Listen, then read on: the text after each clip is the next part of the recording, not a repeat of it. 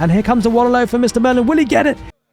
Welcome to Baltic. That's right, you heard me right. A crazy map in Age of Empires 4, and we've got killerpigeon spawning in the west side of the map in teal as the Mongols. His opponent today on the east side, we've got MrMerlin in blue playing as the Abbasid dynasty. Welcome everyone to Baltic. A crazy and fantastic map in Age of Empires 4, which I haven't seen all that much of. I believe it's a map that MrMerlin has created, so big shout out to him, and make sure you check him out on YouTube, although he did actually kind of finish making Age of Empires 4 content. I'm not sure, maybe he's back, like he's playing the game, so it's a fantastic sight to see. And actually, same could be said about killerpigeon. You know, two players, or two casters, two prominent casters of Age of Empires 4, started to pick up the keyboard and mouse to play the game, which is fantastic. We see the Mongols opening up with an outpost rush, most likely with a barracks. And it's actually usually at this time we talk about strategies involved in this matchup. It's a bit tricky because we don't really see this map being played all that often. Bit of an aggression here with the Khan and the Scout. So yeah, I mean, to talk about the civilizations, you've got the Abbasid dynasty cheaper docks, so fishing ships are already out on the map. We're getting a nice bit of food for MrMerlin. He's also walling up nice and early, which is actually probably a smart thing to do when you're up against a potential outpost rush. Now, with the micro maps, if you're up against an outpost rush, it's a bit tricky because, you know, there's not that much map to kind of escape to. Like, each tower denies so much of the overall real estate. Like, one outpost here just blocks in MrMerlin completely. And it causes them a lot of problems. So the palisade walls is a good way to go forward. And we can see the outpost foundation already going down for killerpigeon. But the good thing is that he does have the fish at the moment. Although, having said that, the outpost will deny the fish. It's actually kind of rough for the Abbasid dynasty here at this early stage, because whilst MrMerlin probably should be safe for a little while with the palisade walls, he's going to be hard done by wood. I think wood is the kind of limiting factor on this map. There's not all that much wood.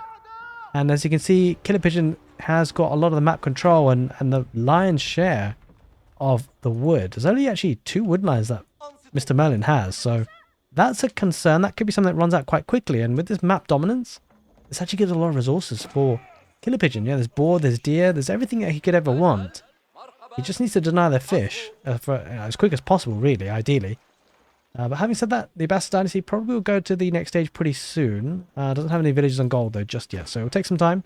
But he's getting a decent amount of food coming in from fishing ships. 3 of them so far, but with the outpost going up, that will probably stop pretty soon. He might actually be able to move these fishing ships to this shorefish here. I'm not sure if that's denied. I don't think his outpost is far enough. Decides to actually place that bit further forward. And that's a good shout there by killerpigeon. He will want to do that to make sure he can try and limit the amount of shorefish being picked in by MrMerlin in the Abbasid dynasty today. So hope you guys have been enjoying the casted content so far on the channel, and if you have, do feel free to give the video a thumbs up, and also maybe consider subscribing to the channel for Age of Empires 4 casted games just like this. Probably not as crazy as this. I mean, we don't see these maps being played all that often, but maybe now it will. And if we get some visibility on YouTube, maybe some players will play it. And another concern for MrMerlin is these palisade walls. He has walled himself out of the sacred sites. I mean, it's not like he has much of a choice because of the aggression that comes out from the Mongols, but that could be a win condition for killerpigeon. And I think really MrMerlin is going to have to be frugal with his resources that he's got. It doesn't have all that much. Like, he's got the starting sheep that he would need. He's got a couple of deer, not all of them. Actually, no, he's got a couple more deer there, but the outpost will do a lot to try and deny that, and fishing could become a problem pretty soon if he doesn't do something about this. Now, naval arrow slits could be an issue. Could be something to gather, maybe getting a bit of stone. It's quite expensive though, 125 stone. It would be taking quite a while to gather that. So I'm not sure how feasible that would be, at least in time. And to be honest, it's not so much defending the dock per se, it's the position on the fish. As you can see, he's now limiting himself to that shorefish, but another outpost there for killerpigeon KP. That would deny that entirely, and that'll push him off water. And that should give killerpigeon the advantage. We shall see. But certainly interesting matchup, interesting state of affairs on this Baltic map. It's going to be going up with the culture wing there, MrMerlin. And I suspect killerpigeon will be going up pretty soon as well. Going to go up with the deer stones. No real surprises there. There are no neutral markets to trade to, and I'm not sure the trade would get you all that much gold in any case. So it's going to go for that deer stones landmark. Now with KP moving in with those spears, that could actually pose a bit of a problem for MrMerlin. He's got to deal with that somehow, maybe in an archery range, but of course he is not in the fuselage just yet. So it's a bit of a problem. He's going to go up with the at the Culture Wing, so he's going to be able to afford a cheaper castle age if it gets to that. And also the upgrades and things will be cheaper, but I think generally at this stage, I don't even know if upgrades in terms of economy upgrades are even worth it on this kind of map. I don't think they would be. I mean, everything's just going to happen so fast. The thing I love about micro maps is that it forces the aggression. It forces a lot of action nice and early, and it means you're not going to get sort of hour-long stalemates, but certainly has all the interesting parts of the game. Well, not all the interesting parts. I mean, siege might not be as much of a thing. We shall see, though, because to be fair, the way that MrMerlin is playing in, we're pretty defensively. It might be siege that the Mongols, KP, will rely on. We'll have to see how he decides to plan his attack. He's now going to take out the dock, so fishing has been denied for the Abbasid dynasty. It was fun whilst it lasted, but the fishing economy has been shut down. No more fish on the menu for these villagers. They're going to have to rely on lamb for today.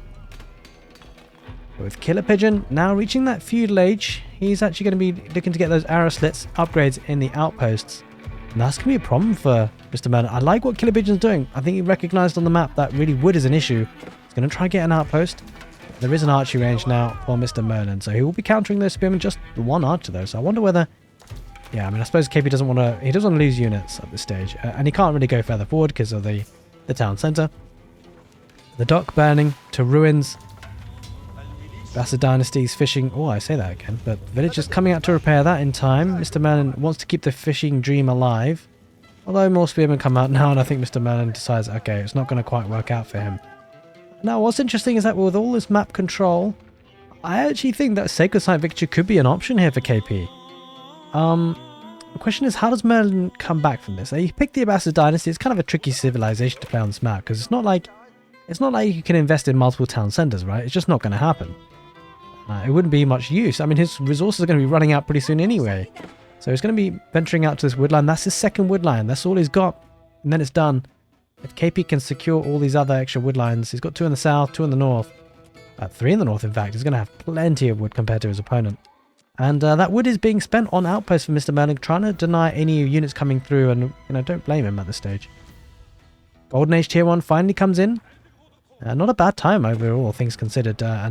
Looks like the Mongols have gone out to water. There is a galley, or an archer ship at least, a light junk. Going to be focusing on the villagers. Doesn't quite deny the outpost going up. MrMerlin will lose a spearman or 2. Yeah, does do. And does manage to get that outpost up and running. It's quite heavy on stone, but I suspect that's going to be for upgrades for the outpost, really. I don't anticipate a second town centre coming out. And the great thing for the Mongols is now they are fishing. In fact, he's going to be relying on the shorefish for now. Why not? I think the fantastic thing about the Mongols is that he can just move his town centre. He can move his drop-off points anywhere he wants. Enables a lot of efficient mining of resources. And, well, Killerpigeon now is going to be moving away that fishing ship. He can't really get too close. So it's a nice way to try and deny the water there for MrMerlin as well. To try and deny Killerpigeon getting the central kind of deep water fish. But it's the least he can do. He does get a spring water ship, which is kind of curious there for Killerpigeon. I'm not sure why he's gone for that, but he has indeed. He's going to try and micro against the outpost. And try and take that down eventually. We shall see. But heavily on gold. And I wonder whether MrMerlin is going to think about going to the castle age. Doesn't really have the food, though. That's a struggle. I mean, I think really farming transition is not much of an issue. Like, it's not something you can do here. Just because of the lack of wood. He's going to go for the berries and the deer. So he should have enough food to go to the next stage. The question is, what does he do with that food? That is the big question. And what does he do with the castle age if he gets it? Because he's going to run out of resources pretty quickly. And I think, really for Killerpigeon's perspective, he just needs to bleed his opponent out of resources, right? He just needs to make sure he controls the map, controls the resources. Just waits for MrMerlin to run out of resources. And his Abbasid dynasty city and town centre will start to go into a deep famine. But plenty of gold coming in. Villagers are now ungarrisoning from the outposts. And he has obviously got those upgrades now in fully upgraded outposts for MrMerlin. They're pretty strong and pretty hefty, but I wonder whether Killerpigeon decides to go to the castle age himself. He's got plenty of gold. Going to gather the necessary food, probably with the cruel tie, I would have thought. Although actually on a map like this, it could make an argument for going for the step route to maximize the amount of gold that you can extract from the map. Because of course there is limitations, but he'd be quite happy with the fact that he should be able to get relics for that in any case. So should be okay to go with the cruel tie, I think, to get the aggression in. But it's going to come out to repair that outpost. got a bit of a stalemate at this point, and it's all come about because of these walls, really. And I think an interesting thing about Micro Baltic is it's kind of delved into, or kind of gone into the idea of getting map control, controlling the resources, and then amassing amount of army that can just deliver a decisive killer blow. So the castle age is going to be on the cards for the Mongols, and also the Abbasid dynasty going up with a military wing here with the House of Wisdom. It makes sense at this stage because there's no real other option that would make sense. No trade wing needed, and the economy wing, well, is going to run out of resources soon anyway, so might as well maximize his military. I think with the castle age, the immediate kind of needed action for KP could be a siege workshop to try and trebuchet and put some siege engines out into pressure. Now the good thing for MrMerlin, one potential option, is just to get as much wood as he can and just put this game into a massive ram rush, but the trouble is the villagers should be able to torch that down. There's not much military support, and it is the Kurultai now up and built. Where do you go here if you're the Abbasid dynasty? That's the big question. That wood is going to be running out very soon. And there's a bit of food still left on the berries. And I don't think this game is going to go into a farming transition. I think as soon as that happens for MrMerlin, I think you can kind of safely say the game would be over. But it'd be interesting to see how other civilization and matchups would do on this map. A couple of Gulams, or Man-at-Arms rather. Maybe the Abbasid dynasty they get Gulams, but the Mongols, they get Man-at-Arms. The Kurultai going on the front line should be healing up those units. You should be able to break through. Villagers coming out to build another outpost. Question is, what is it going to be defending? It's going to be defending his two main landmarks, but no defense on the resources on the mid-map. Now in the castle age, you would be expecting to see a prayer tent out of killerpigeon. Doesn't quite have the wood for it, because it could activate the sacred site timer. Could be an option for him. He's going to be taking a bit of a fight here. Have to back off though because of the town centre and the outposts. It does engage though. Healing abilities coming out from the Kurultai. The units should survive, as he now does back off. Up in the north, not much is actually happening here, just denying a bit of the deer. And MrMerlin has plenty of food in the bank. He's going to be investing in a siege workshop himself. Possibly thinking about getting some trebuchets rather than rams so he can try and attack from afar. Again, wood is quite heavily needed for those trebuchets. These guys cost 400 wood a pop, and he just doesn't have that wood already to start off with.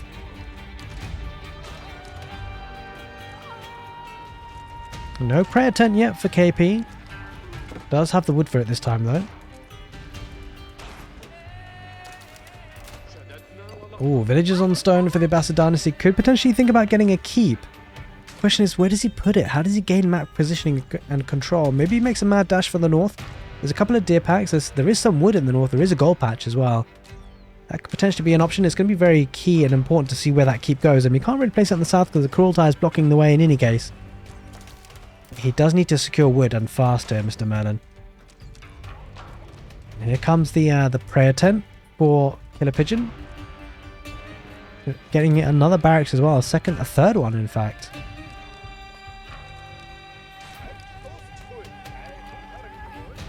Now the Mongols can actually build trebuchets on the field, so that could be an option for killerpigeon to start sieging down his opponent. There's 650 stone in the bank, and climbing. I suspect we will be seeing a keep out of the Abbasid dynasty. He's missing out on a bit of shorefish here, killerpigeon actually. Could have been getting that. Invest in the market, got plenty of gold. Needs to rebalance that economy, I suspect. And he's now looking to get 2 of the shamans out. Capture the sacred sites, get the relics, and well, he should have a decent number of relics on his side. He's got 3 of the relics. Looks like there's only 4 relics on the map, I suspect. 1, 2, 3, and yeah, there is indeed 4 relics on the map. KP got the rub of the green in terms of relics. Does have a springwood out there, the Abbasid dynasty. But he's going to need to try and get this keep up. He's going to lose a lot of villagers. The man-at-arms focusing on the villagers. There are a couple of crossbows there for the Abbasid dynasty. I think KP he'd be quite happy to kill the villagers actually. Now he's going to have to back off because the keep is now up and firing. Although he might not get out in time. We'll probably lose some more of these man-at-arms.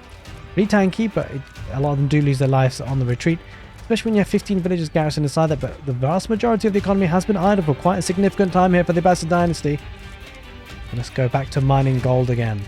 He's literally got 0 villagers on food. He is hurting here for food. The famine might be coming very soon for the Abbasid dynasty. Moves back on the Kurultai.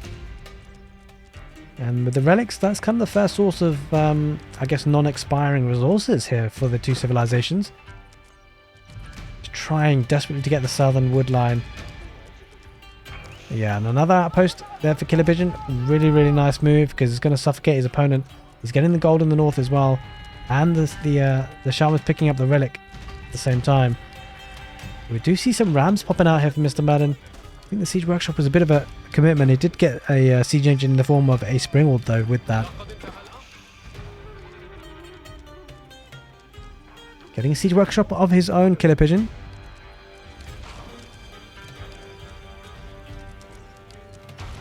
Okay, one outpost does go down. He's going to try and get some of the wood, I suspect. Going to send the villagers soon. He's going to have to. He's run out of food. The next resource that he's going to run out of is going to be wood. Might have to be a full siege push here for MrMerlin. How does he come back from this situation? It does look like he's down and out, but still a fascinating match to have watched. Let me know, guys, what you think of the micro Baltic map in the comment section below. I suspect there are more micro maps. I can't wait to check those out. And there is the sacred site being capped here for KP. With 3 relics and 1 sacred site, that gold income is going to be very, very nice for the Mongols. And there it is. He's officially run out of wood. So only gold income here for the Abbasid dynasty. He's going to have to find a way out of here. With 31 military though on the field for for KP rather, it does feel like this would be an uphill task. And there's that sacred site victory timer approaching now. He deletes the siege workshop probably for space, and he's going to get a master maybe pick up that relic. There is only 1 relic, and he might not even get out of there before the outpost kills him if it does target to him. Alrighty, so we are skipping over to the 21st minute of the game. Not a lot happened for the bit that we skipped out, but you know, we did see the keep go down to the trebuchets, and now the villagers heading forward. It does have textiles, MrMerlin. It looks like he's going to go for a Wallalow. Will it work? This is the last hurrah on Micro Baltic for the Abbasid dynasty. They're going to go for a big swoop in, and well, a little bit of back and forth. Killerpigeon, I think, is wise to the ruse. He knows what's happening. He's got 3 relics of his own. A couple of the archer ships focusing on the villagers. Villagers on low health. They're getting the torches out. Going to take out the trebuchets. But now here come the man-at-arms with the horsemen in the back line. And here comes the Wallalow for MrMerlin. Will he get it? Will he get all those military belonging to the Mongols? He doesn't. And look at this. KP, he's getting his own shaman. He's going to go for a Wallalow himself. And the Abbasid dynasty won't be able to get out of there, I don't think. He's going to take all of those villages. Not only are the Mongols going to take the victory today, but they're going to take the villagers as their prisoners of war. And the villagers now have just switched sides, gone over to the teal side, and now looks like MrMerlin is going to tap out. He has to, really. He's lost everything. He is down to 2 villagers, 0 villagers, 0 military. Hope you guys enjoyed the casted game. If you did, do give the video a thumbs up. And well, KP showing that he's not just a pretty face, he's a fantastic player of Age of Empires 4 as well. Take care, and see you next time.